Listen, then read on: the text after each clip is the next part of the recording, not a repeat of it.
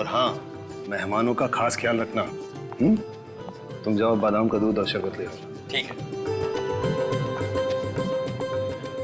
अरे वीना, क्या हुआ? तुम बहुत डरी हुई लग रही हो। भाई आज तो तुम्हें खुश होना चाहिए, तुम्हारी बेटी सुहागन होने जा रही है। अपनी बेटी की ब्याह के लिए जितने सपने संजोए थे सब के सब आज सच होने जा रहे हैं। तो फिर मेरी चिंता का कारण आप अच्छी तरह से जानते हैं।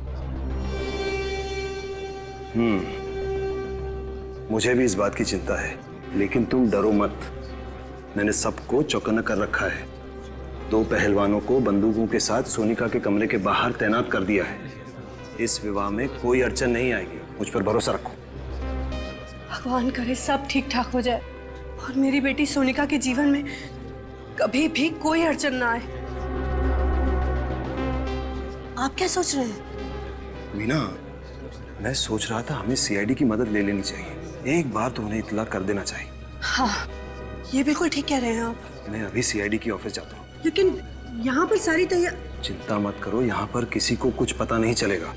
सब तैयारियां ठीक ठाक चल रही हैं। सुरक्षा का बंदोबस्त कड़ा है। तुम बस अपने आंख और कान खुले रखना और बाहर देखते रहना। जी ठीक है, मैं ध्यान रखूंगी। लेकिन आप मुहूर्त से पहले आ जाना, वरना। चिंता मत करो, मैं जल्द ही वापस आ जाऊँ। सब ठीक हो जाएगा।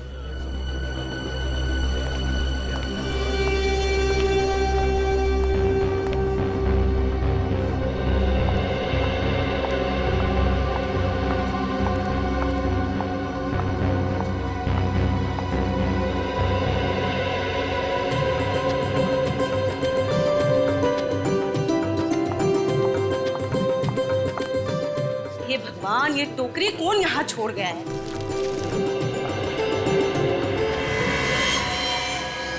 क्या है?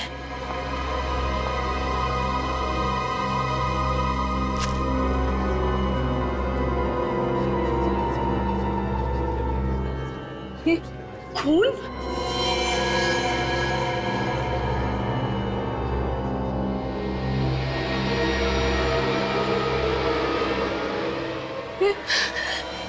इतना सारा खून यहाँ कैसे आया? यहाँ पर तो कोई है भी नहीं।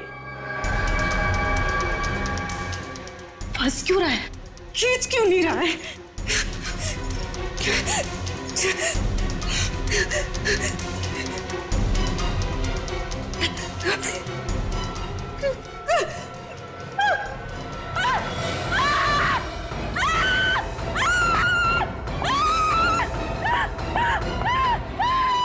क्या हुआ? इतना चिल्ला क्यों रही हो? इस कमरे में। कमरे में? अंदर। क्या है कमरे में? अरे क्या हुआ?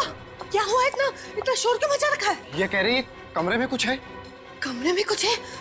क्या है कमरे में? आप लोग खुद ही चलकर देख लीजिए। अरे ऐसा क्या है कमरे में?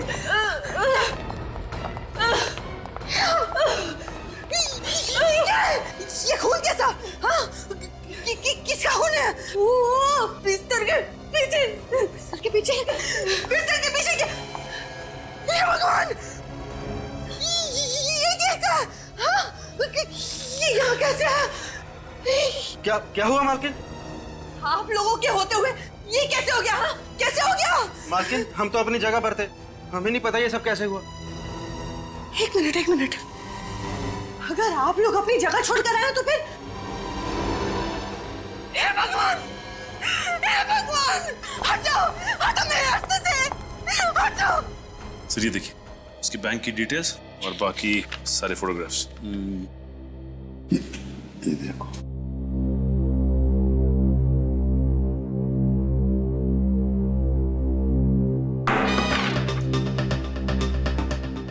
ये पेपर पढ़ने की जगह है। सॉरी। सॉरी क्या? चेहरा लटका क्यों है तुम्हारा? क्या हुआ? प्रॉब्लम है? पता नहीं सर, आजकल आदमी का दिमाग किस तरह से चल रहा है, किस हद तक सोच सकता है आदमी, उसकी सोच की तो कोई सीमा ही नहीं है। फ्रेडी, तुम कहना क्या चाह रहे हो? आजकल इस दुनिया में हर देश, हर शहर, हर गली, हर नुक्कड़ पे दहशत है। लोग एक दूसरे के खून के प्यासे होते जा रहे हैं। जातीयवाद के नाम पे दंगे फसाद हो रहे सर। पहले तो आम आदमी आतंकवाद और बम विस्फोट से डरता था, अब तो आम आदमी का सबसे बड़ा दुश्मन बनता जा रहा है सर। पता नहीं किसके दिमाग में कब क्या आ जाए, अचानक उसका दिमाग खराब हो जाता है और 1 मिनट में सैकड़ों लोगों को गोलियों से छलनी कर देता है सर। अगर आदमी किसी और चीज से नहीं मरा ना सर, तो अपनी गंदी सोच की वजह से जरूर मर जाएगा। रेडी, जो तुम कह रहे हो ना, सिर्फ उतना ही नहीं, इस दुनिया में अच्छाइयां भी है, समझे? ये दुनिया अब भी और आज भी उतनी ही खूबसूरत है, समझे?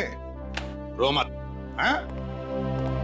सर जी, मेरी मदद करो प्लीज। किस तरह की मदद, और आप है कौन? जी, मैं बंगरगढ़ गांव का सरपंच यशवर्धन। लेकिन किस तरह की मदद चाहिए आपको? दरअसल आज इस वक्त मेरे गांव बंगरगढ़ में मेरी बेटी सोनिका की शादी की तैयारियां चल रही हैं। सरपंच जी, आपकी बेटी की शादी है, ये तो बड़ी खुशी की बात है? तो इसमें हम क्या मदद कर सकते हैं? सर, मैं चाहता हूं कि आप लोग मेरे साथ मेरे गांव बंगरगढ़ आए, ये देखने के लिए कि शादी में सब कुछ ठीक ठाक चल रहा है या नहीं। एक मिनट सरपंच जी, कहीं आप हमसे हिफाजत तो नहीं चाहते? जी देखिए, ये हिफाजत वाला काम हम लोग नहीं करते हैं। जी, मैं जानता हूँ, मगर मैंने आप लोगों के बारे में बहुत सुना है, बड़ी उम्मीदें लेके आया हूँ आप लोगों के पास। देखिए यशवर्धन जी, आप समझने की कोशिश कीजिए। अच्छा जी, तो इतना कीजिए कि आप लोग मेरे साथ मेरे गांव आइए, मेरी बेटी सोनिका की शादी में शामिल होइए, खाइए पीजिए, शादी का आनंद लीजिए, बस इतनी विनती है आपसे। सिर्फ यही वजह है, और तो कोई बात नहीं है यशवर्धन जी? जी नहीं।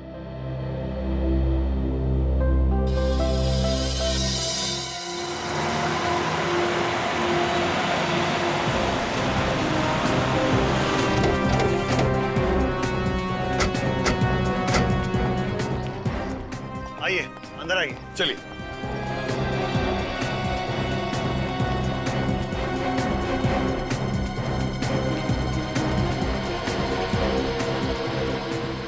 अरे सब लोग कहाँ हैं? वही तो है। हो क्या रहा है यशवर्धन जी?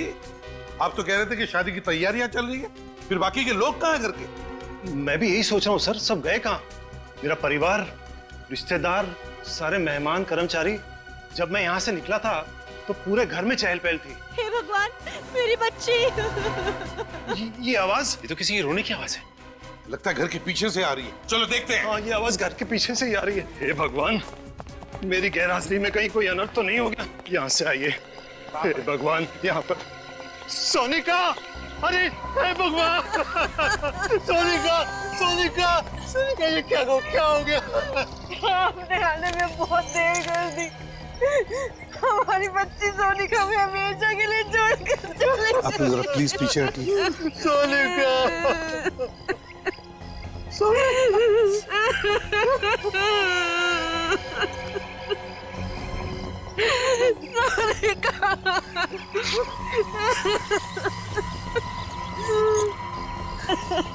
हमारी बच्ची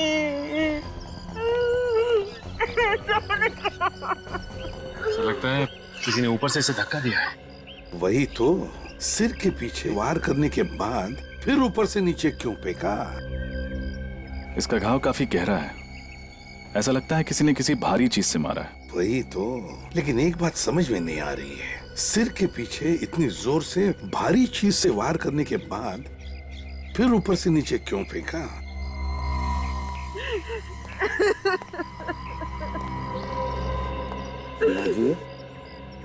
देखिए, मैं समझ सकता हूँ कि ये सही वक्त नहीं है आप लोगों के साथ कुछ बात करने का या सवाल पूछने का, मगर अगर हमें खोनी को पकड़ना है तो आपको थोड़ी सी हिम्मत रखनी पड़ेगी, हमारे सवालों का जवाब देना पड़ेगा। एक बात बताइए, जब यशवर्धन जी हमें बुलाने आए थे उस वक्त, मतलब यहाँ से हमारे पास आकर फिर हमारे साथ आने के बीच में क्या हुआ था घर में? सब कुछ इतना जल्दी में हो गया कि कुछ पता ही नहीं चला। पहले कमरे में वो खून, उसके बाद वो कटा हुआ हाथ, उसके बाद मैं सोनिका के कमरे में ऊपर गई तो फिर सोनिका! दरवाजा तो खुला है। सोनिका! कमरे में कोई नहीं। सोनिका! कहाँ चली गई मेरी बच्ची? सोनिका! खिड़की की तरफ क्यों जा रहा है खून? सोनिका! यशवर्धन जी, आपकी गैर हाजिरी में बहुत कुछ हो गया है। अगर मैं घर छोड़कर गया ही नहीं होता तो ये सब कुछ नहीं होता।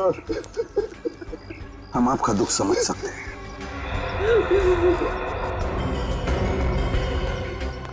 तुम लोगों को अपनी जगह छोड़नी नहीं चाहिए थी। गलती होगी साहब, उस वक्त नीचे से चीखने की आवाज आ रही थी। साहब उस समय समझ में नहीं आ रहा था कि हम क्या करें। हमें ऐसा लगा कि नीचे हमारी ज्यादा जरूरत है, इसलिए हम नीचे चले गए साहब।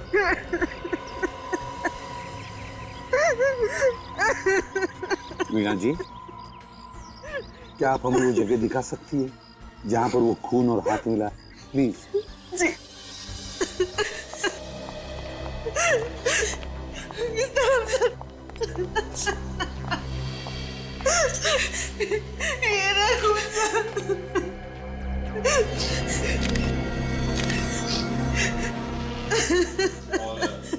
हाथ कहाँ? वो रहा।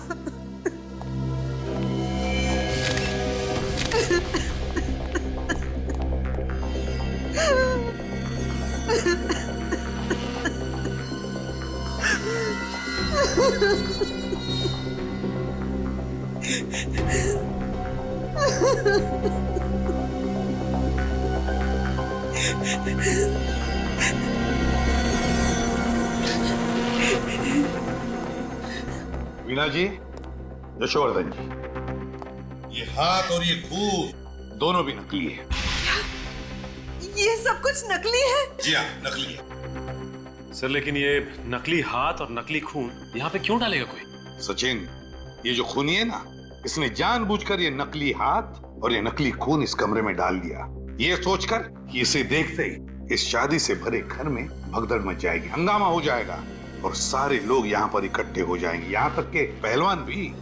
और बस इसी वक्त का फायदा उठाकर वो सोनिका का खून करेगा। सर ये जो कोई भी है बहुत ही चालाक मालूम पड़ता है।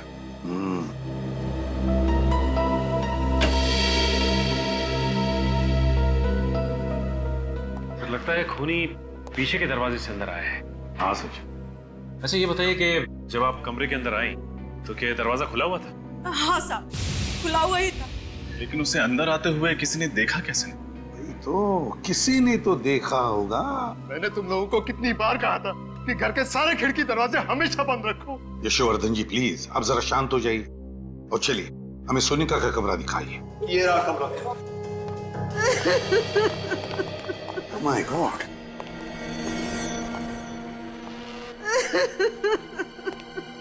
क्या हुआ है यहाँ पर?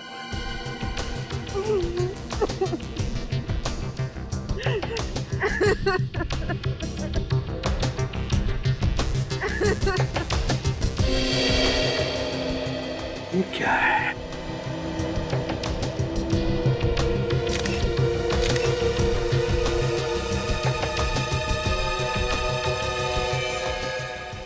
किस कपड़े का टुकड़ा है ये?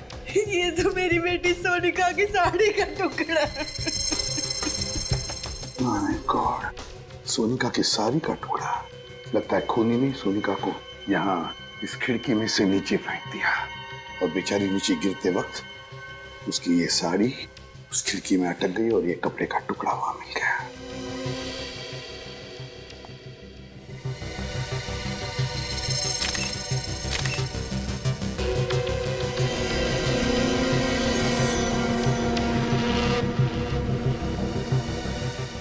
सर ये खून लगा हुआ वास उधर कबोर्ड के नीचे।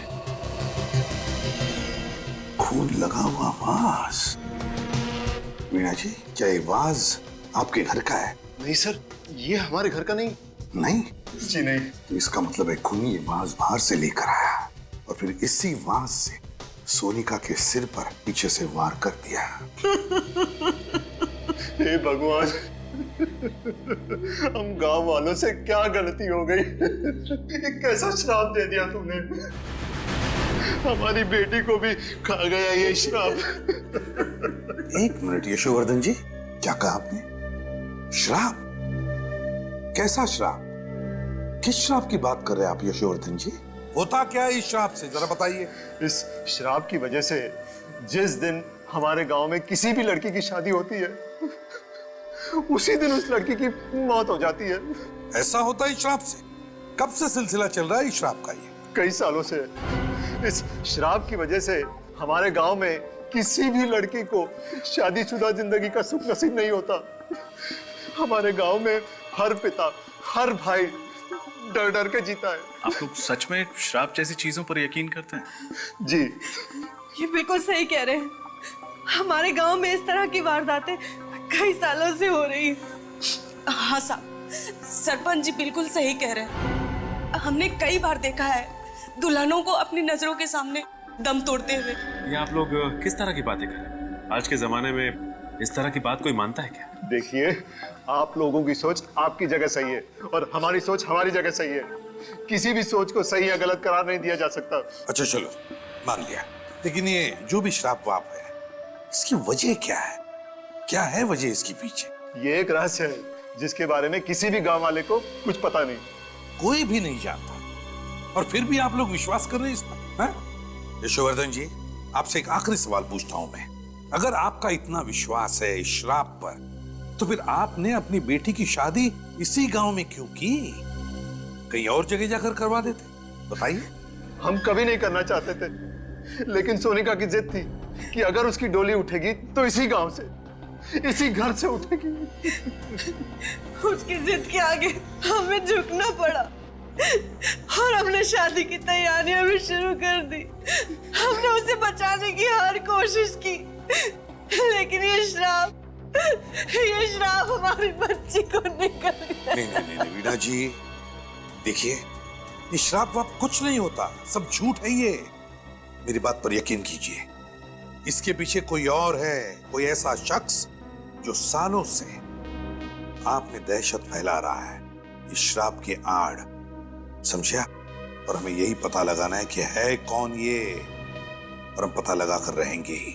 एक बात बताइए, आपकी बेटी की शादी की तैयारियों की कोई वीडियो रिकॉर्डिंग वगैरह की है आपने? जी हाँ, है। तो ये वीडियो रिकॉर्डिंग हमें दीजिए।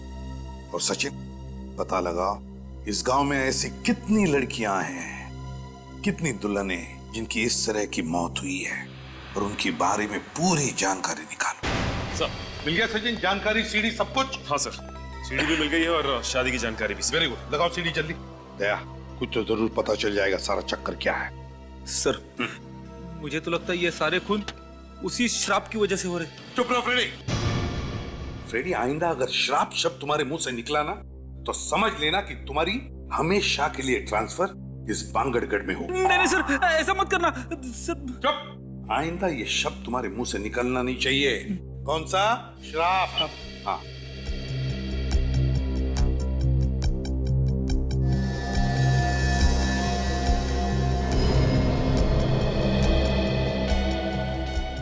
ये देखो, ये नौकरानी बाहर आ गई। गड़बड़ हो गई है, घर के सारे लोग इकट्ठा हो गए।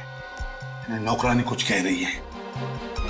ये सारे के सारे इस कमरे के अंदर गए। इसी कमरे में वो नकली हाथ और नकली खून मिला था।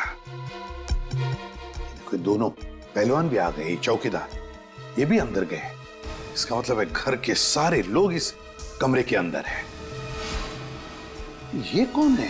ये लाल साड़ी वाली औरत? अरे, तो ऊपर जा रही है। सर, यहाँ पे भगदड़ मच गई, बाकी के सारे लोग इस कमरे में गए, ये ऊपर की तरफ जा रही है। ऊपर तो सोनिका का कमरा है सर। हाँ, ऊपर तो सोनिका का कमरा है। देखा फ्रेडी, ये कोई श्राप वाप का चक्कर नहीं, ये इस लाल साड़ी वाली औरत का चक्कर है।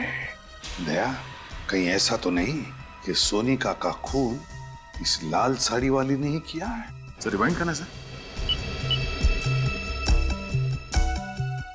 बस प्ले करो सर। जरा इस औरत की चाल को जरा गौर से देखना, कुछ तो गड़बड़ है सर। हाँ दया, चाल तो मर्दाना लगती है। सर, कहीं ऐसा तो नहीं कि कोई आदमी ये साड़ी पहन के अंदर जा रहा है? हो सकता है, और इसी आदमी ने सोनिका का खून किया। सर, अगर इसी आदमी ने उन बाकी दुल्हनों को मारा है, तो हो सकता है उनकी शादी पर भी ये गया लड़की बन के। बिल्कुल सचिन, सारी जानकारी है ना इसमें? हाँ सर।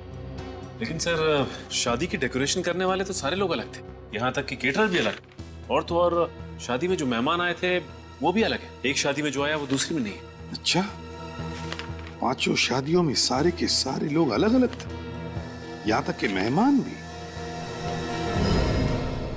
लेकिन ये क्या, इन 5 शादियों में एक आदमी कॉमन है। कौन सर? पंडित जी, दया, जगनलाल पंडित। लेकिन सर सोनिका की मौत तो शादी की रस्में शुरू होने से पहले ही हो गई थी। उस वक्त पंडित जगनलाल तो पहुंचा भी नहीं होगा सर। अगर आने वाले तो थे पंडित जगनलाल, तो कहीं ऐसा तो नहीं कि सोनिका का खून इस पंडित जगनलाल ने ही किया, लाल साड़ी पहनकर? हो सकता है सर, या तो वो खुद खूनी है या फिर खूनी के साथ मिला हुआ है। इस पंडित जगनलाल को मिलना ही पड़ेगा।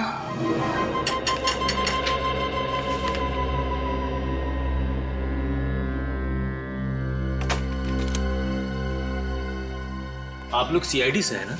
आइए। बड़ी जल्दी पहचान लिया आपने। हाँ वो तो है, छोटा सा गांव है ना, मगर सीआईडी वाले हमारे द्वार। कहिए क्या समस्या है? सब कुछ कुशल मंगल तो है ना? पंडित जी अगर सब कुछ कुशल मंगल होता तो हम लोग यहाँ पे नहीं आते। वैसे आप तो जानते ही होंगे ना कि आपके ही गांव की एक लड़की सोनिका, उसका खून हो गया। हाँ मैं जानता हूँ, बहुत बुरा हुआ। सोनिका बिटिया को मैं बहुत अच्छी तरह से जानता था, मैं ही उसकी शादी करवाने वाला था। ये हम जानते हैं पंडित जी। आप ये बता सकते हैं कि सोनिका का खून किसने किया होगा? देखिए श्रीमान, हम पंडित हैं, हमारा काम रिश्ते जुड़वाना और शादियां करवाना है, बाकी किसी चीज से हमारा कोई संबंध नहीं है। तो पंडित जी आप ये भी नहीं जानते होंगे कि अब तक आपके गांव में जितनी भी दुल्हनों की हत्या हुई है वो किसने की? नहीं श्रीमान, उन लड़कियों का भी खून किसने किया और क्यों किया इस बारे में मुझे कुछ पता नहीं है। ये सारी बातें मेरी समझ से परे है। लेकिन पंडित जी हमारी समझ में कुछ कुछ आ गया है। फिलहाल अभी हम लोग जा रहे हैं, लेकिन आपको परेशान करने दोबारा आएंगे। जी जरूर। अब बर्दाश्त नहीं हो रहा है, बहुत हो गया, अब मुझे बात करनी पड़ेगी। हेलो, बात करिए उससे मेरी। हाँ हाँ उसी से। देखो सीआईडी वाले आए थे मेरे घर पर, पूछताछ कर रहे थे। देखो बर्दाश्त नहीं होता मुझसे। हाँ ठीक है, मैं मिलने आ रहा हूँ तुमसे, पर आखिरी बार। इधर ही आ रहा है।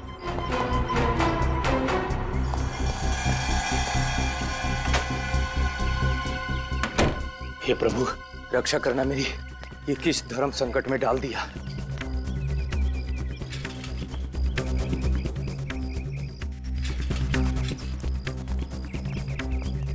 आज तो उसे मुझे बताना ही पड़ेगा।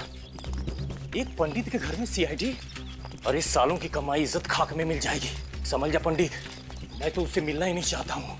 आज दूध का दूध, पानी का पानी हो ही जाएगा। आज उससे मैं कह ही दूंगा कि तुम्हारे पाप के किसी भी भागीदार बनने वाला नहीं हूं मैं।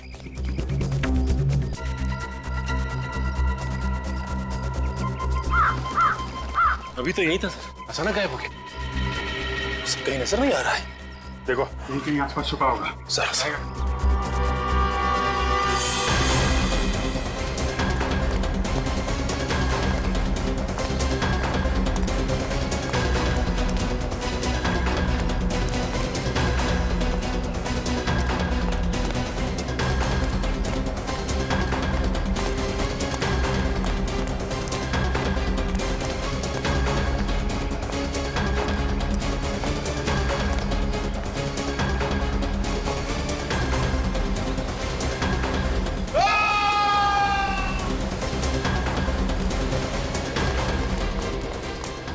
कहीं जगनलाल की आवाज तो नहीं थी?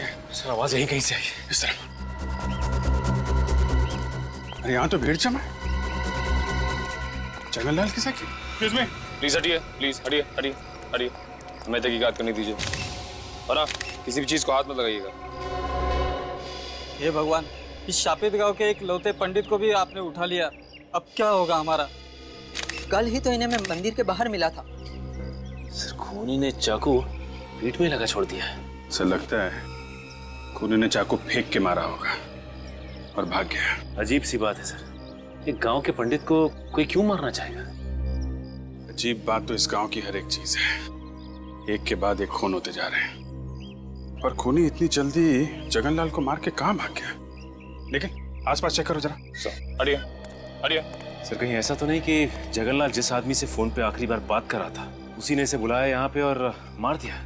जगनलाल को उसके इरादे पे शक नहीं हुआ होगा कि वो उसका खून करने वाला है। हाँ सर, इसने सीआईडी के आने की खबर दी होगी और उस आदमी ने इसका हमेशा के लिए मुंह बंद कर दिया। इसका मतलब सिर्फ हम ही नहीं, वो खूनी भी इन गलियों में भाग रहा था इस जगनलाल के पीछे।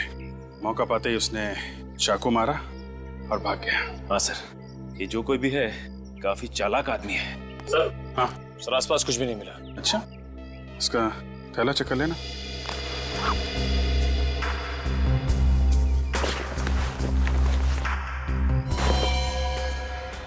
मोबाइल चेक करो, आखिरी कॉल किसको किया था? सर आखिरी नंबर तो कोई लैंडलाइन नंबर है। लैंडलाइन लगा ना? रिंग तो बज रही है सर।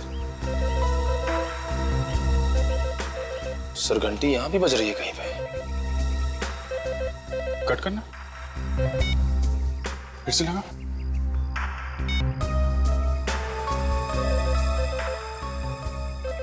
घंटी की आवाज तो यहीं से आ रही है। इसका मतलब ये नंबर यहीं आसपास का है। चलो देखते हैं। निकल, बॉडी को फॉरेंसिक लैब भिजवा दो। सर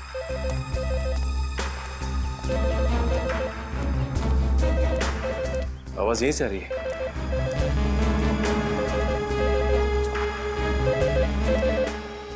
रिंग यहाँ बज रही है सर। तो इस पीसीओ पे पंडित जगनलाल ने फोन किया था, लेकिन किसके लिए? दुकान वाला जानता होगा सर।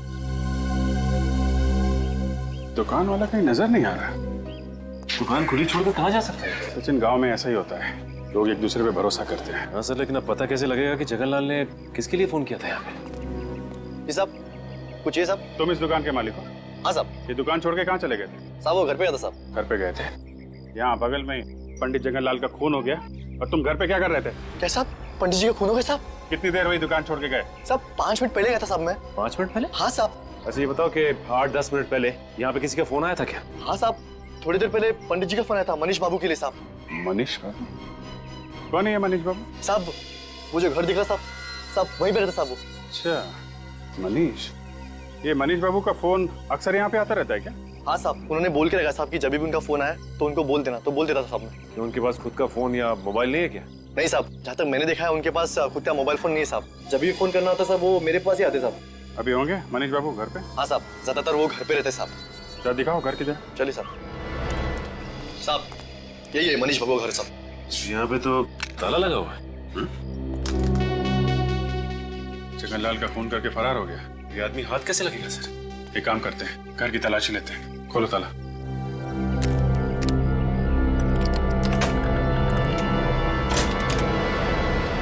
यहीं खड़े रहना। जी साहब।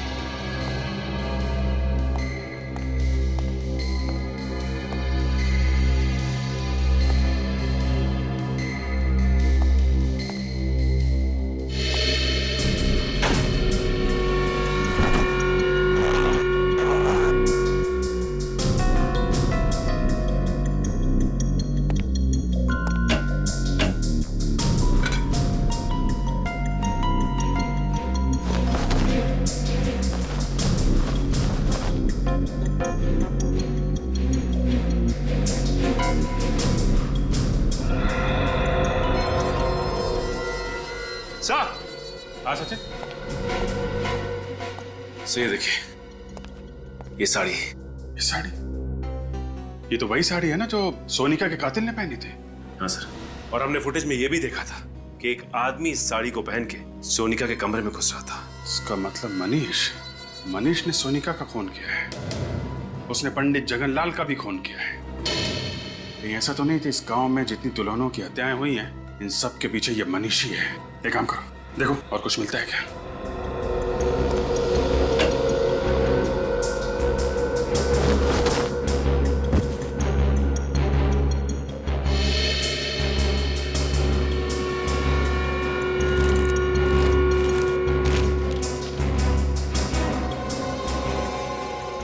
ये आदमी और ये औरत, ये फोटो, सर इस औरत को मैंने कहीं देखा है। देखा? कहाँ देखिए? याद करो सर। सोनिका के कमरे में जो फोटोग्राफ्स थी उसमें ये लड़की भी थी। सोनिका के घर पे? इसका मतलब सोनिका इस औरत को जानती होगी। और ये आदमी भी था फोटो में? सर ये आदमी तो नहीं था। फिर ये कौन है? जरा उस दुकान वाले को बुला। भाई साहब जरा अंदर आइए। जी साहब। अरे देखो, ये आदमी मनीष है। नहीं साहब, ये मनीष बाबू नहीं है साहब। क्या ये मनीष बाबू नहीं है? नहीं साहब, मनीष बाबू की तो दाढ़ी है, मूछें है और वो चश्मा भी पहनते साहब, और उनकी उम्र भी ज्यादा है साहब। ये मनीष बाबू हो ही नहीं सकते साहब। अच्छा, इस औरत को देखा कभी? नहीं साहब, इन्हें मैंने पहले कभी नहीं देखा साहब। सर हमें साड़ी तो मिल गई है, लेकिन इसका कहना है कि ये आदमी मनीष नहीं है। तो कहीं ऐसा तो नहीं कि जो आदमी सोनिका के कमरे में भेस बदल के गया था उसे मारने के लिए, वो आदमी ये फोटो वाला आदमी हो सकता है ये मनीष का कोई रिश्तेदार या फिर जान पहचान वाला हो। एक बात बताओ, ये मनीष आदमी कैसा है?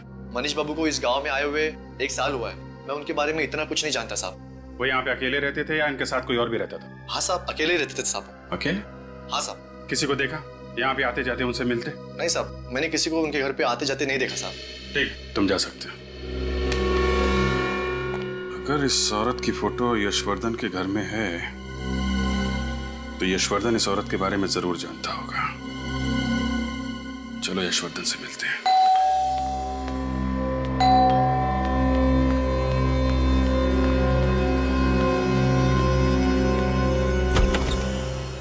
आप लोग आइए, कहिए क्या बात है? हर्षवर्धन जी, आपसे कुछ पूछना है। जी कहिए। कि इस औरत को पहचानते हैं? ये फोटो आपको कहां से मिली? ये बहुत लंबी कहानी है। जानते हैं आप इसे?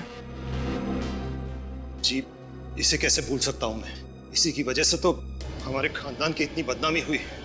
नाक कटवा दी थी इसने। हमारी बिरादरी में किसी को मुंह दिखाने लायक नहीं छोड़ा था। ऐसा क्या किया इन्होंने? और है कौन ये मेरी चचेरी बहन थी, शिवानी। चचेरी बहन? जी हाँ, अब जिंदा नहीं है। मार डाला मैंने इसे। आपने मार दिया इसे? जी हाँ।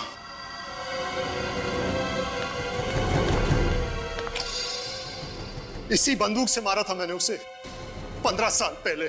क्यों? क्यों मारा आपने?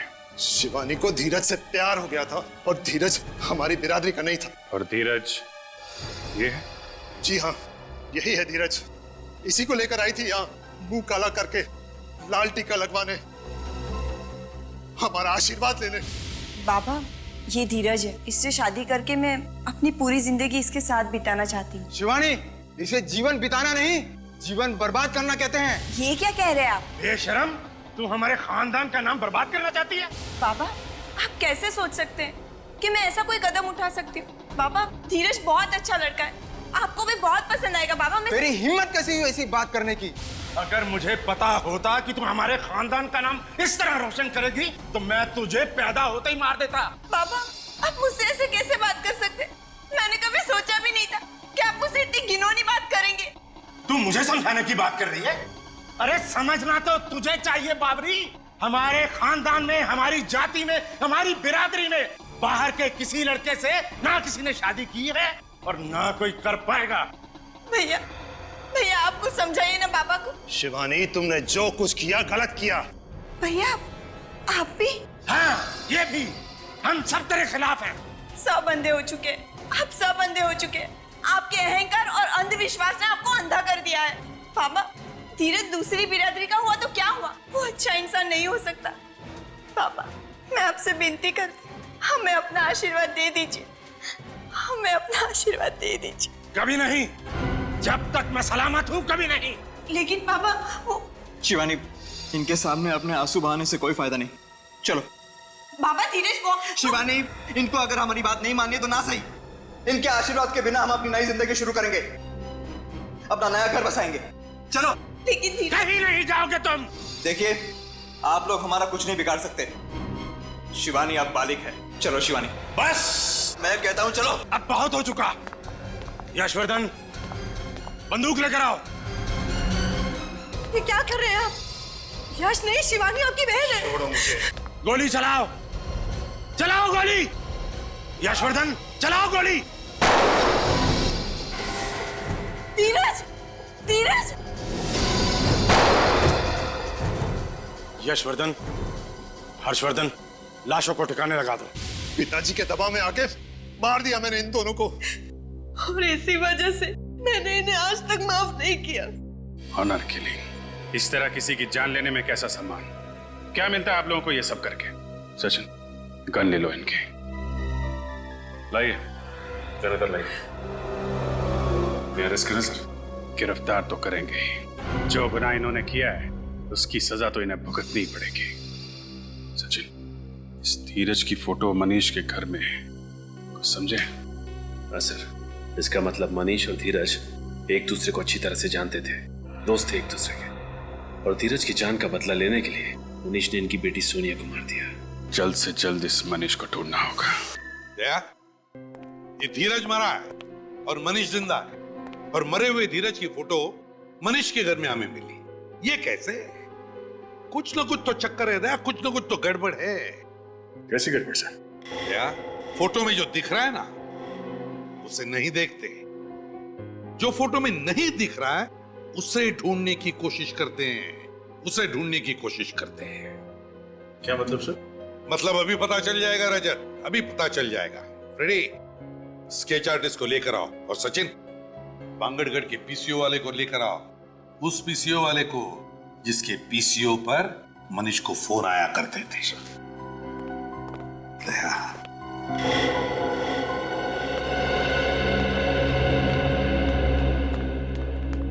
आइए। स्केच आर्टिस्ट को क्यों बुलाया? अभी पता चल जाएगा। ये चेहरा देखो, हम चाहते कि ये चेहरा बनाया।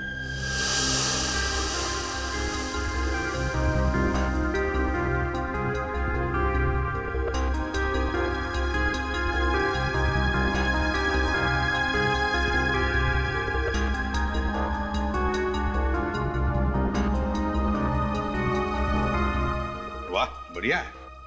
एक काम करो, अब इस चेहरे पर मोटी सी मूछें और दाढ़ी भी बनाओ।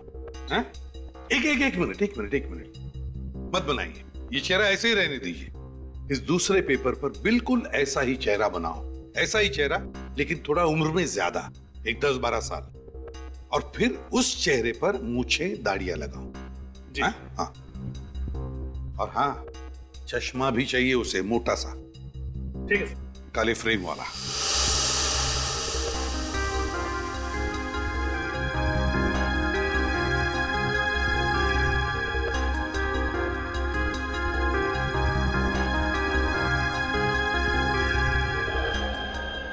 देखा दया, मेरा शक सही निकला। ये मनीष ही धीरज है? हाँ साहब, यही मनीष बाबू है साहब। एक सेकंड, ये आदमी तो उस दिन भीड़ में था जब हमने सोनिका की लाश देखी थी। इसका मतलब है आज का मनीष मरा हुआ धीरज है। मगर सर, धीरज को तो गोली लगी थी, फिर वो बच कैसे गए? इसका मतलब धीरज कभी मरा ही नहीं, और मनीष बाबू बनकर सबकी आंखों में धूल झोंकता रहा। एग्जैक्टली। हमें किसी तरह से इस मनीष को पकड़ना होगा। मनीष उर्फ धीरज को ढूंढेंगे कैसे सर? ढूंढेंगे फ्रेडी, ढूंढेंगे। फिर से बांगड़गढ़ गांव में शादी होगी, दुल्हन सजेगी, और ये बाराती भी आएगा।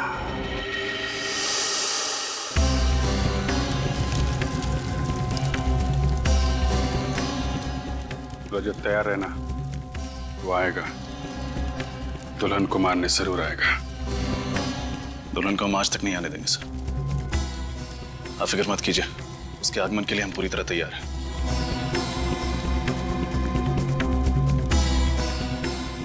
पंडित जी, याद है ना विघ्न आने पे कौन सा मंत्र पढ़ना है? जी साहब, मालूम है।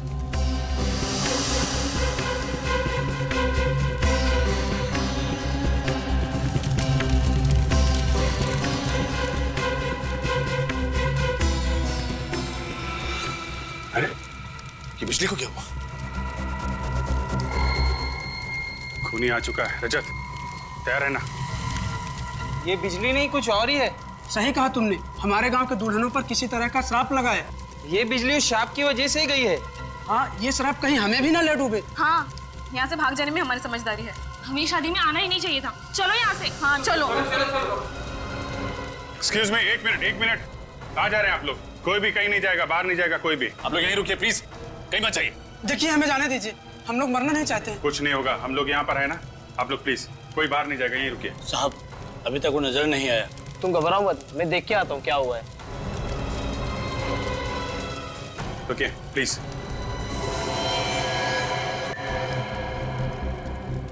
साहब वो अंदर आ गया, दुल्हन की तरफ बढ़ रहा है।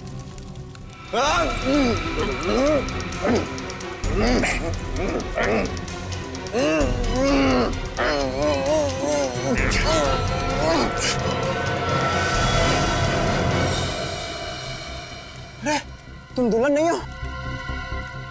जी तुम्हें क्या लगा तुम्हारे हाथों से एक दुल्हन और मारी जाएगी?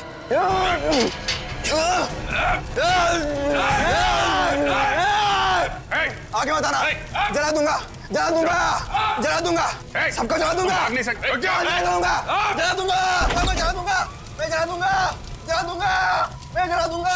मशाल लेके कहाँ भाग रहा है? ओलंपिक खत्म हो गया, रुक जा। मैं जला, कहाँ जा रहा है? जला, मैं हाँ अपने आप को जला दूंगा, जला दूंगा, जला दूंगा। अपने आप को जला लेगा? मैं अपने आप को जला सकता हूँ। मनीष और धीरज, जिसने गांव की इतनी मासूम दुल्हनों को मौत के घाट उतारा है, सोनिका का और पंडित जगनलाल का खून क्या ऐसा अपराधी, क्या लगता है रजत अपने आप को जला पाएगा? नहीं सर, इसकी शक्ल देख के तो नहीं लगता। क्या बात कर रहे हो? आप लोगों को मेरी बातों पर यकीन नहीं आ रहा है? मैं खुद को जला सकता हूँ। अच्छा ठीक है, जला ले। देखो निकल गई सारी हवा। मैं अपने आप को पूरी तरह से जला दूंगा, सर से पांव तक जला दूंगा। नहीं सर, मुझे नहीं लगता ये अपने आप को जला सकता। देखिए माथे पे तो पसीना आ चुका है। और इसके पैर भी कांप रहे हैं। जलाओ, जलाओ, जलाओ तुझे, जलाओ।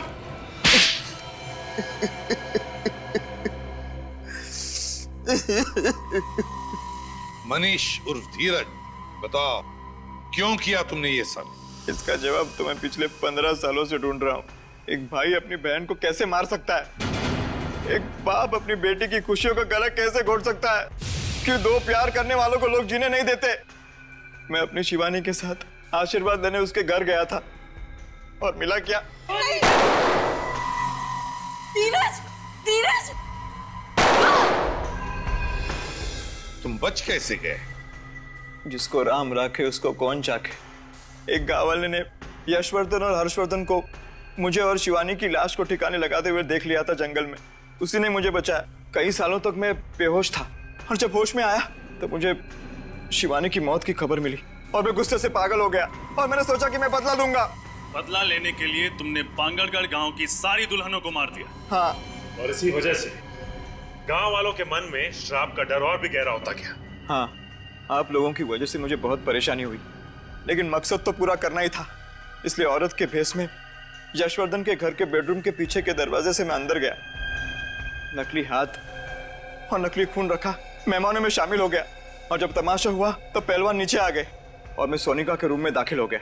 अपने साथ लाए हुए फ्लावर वास से मैंने उसके सिर पर मारा और उसे खिड़की के बाहर फेंक दिया। और जगनलाल पंडित, उसको भी तो तुमने ही मारा। क्या बिगाड़ा था उसने तुम्हारा? वो आप लोगों को सब कुछ सच सच बताने वाला था, इसलिए उसे भी मारना पड़ा। तो कहीं ऐसा तो नहीं कि इस जगनलाल पंडित ने ही तुम्हें 15 साल पहले बचाया था? हाँ, उसी ने मुझे बचाया था। भगवान ने तुम्हें दूसरी जिंदगी दी, एक नया मौका दिया जीने का, और तुमने क्या किया? अपना बदला पूरा करने के लिए गांव की मासूम लड़कियों की जानें ली। उनकी शादी के दिन अब तो भगवान भी तुम्हें माफ नहीं करेगा, तुम्हें तो फांसी होकर ही रहेगी।